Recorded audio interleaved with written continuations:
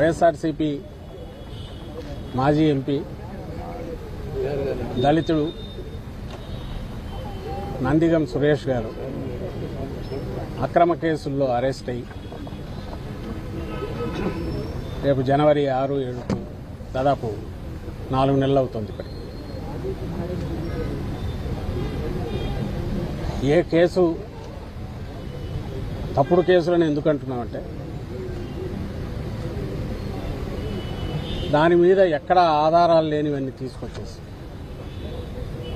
అప్పటికప్పుడు తయారు చేసిన వీటితో 3-4 ఏళ్ల క్రితం అన్ని బయటకు తీసి నిజంగా ఆ రోజు మేము అధికారంలో ఉన్నాం.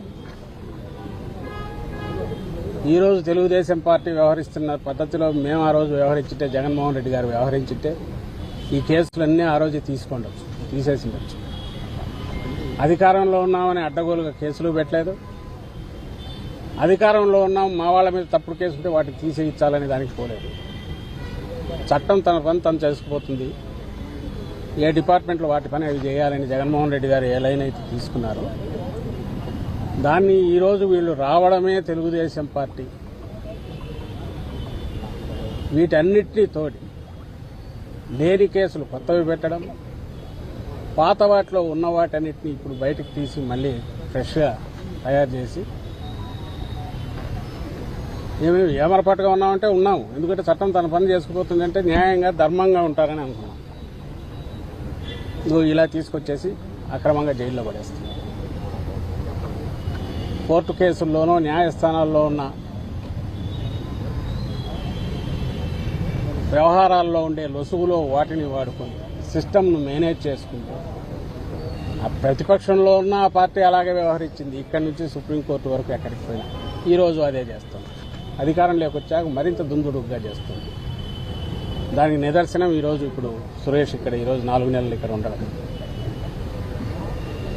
అక్కడ లోపల కూడా ఎలా ట్రీట్ చేస్తున్నారని చూస్తే హృదయ విదారకంగా ఉంది. ఓ మాజీ ఎంపీ కనీసం ఇవ్వాల్సిన ఇది కూడా ఇవ్వట్లేదు. దాని మీద మేము ఎక్కువ అడిగితే మరింత కక్ష సాధింపుతో పోతున్నాం. నేరుగా ముఖ్యమంత్రి కొడుకు ఫోన్లు చేస్తాడు, ఏది ఎట్లా నడవాలనో ఇక్కడ డైరెక్షన్స్ ఇస్తాడు. అధికారులు ఇక్కడ ఉండేవాళ్ళు అది ఫాలో కాకపోతే ఏమవుతుందని భయంతో కొంతమంది, అడుగులకు మడుగులు వచ్చేవాళ్ళు మరికొంతమంది. తాగడానికి వాటర్ బాటిల్ తెచ్చుకుంటామంటే కూడా అలౌ చేయట్లేదు. మినిమం ఫెసిలిటీస్ క్రియేట్ చేయట్లేదు.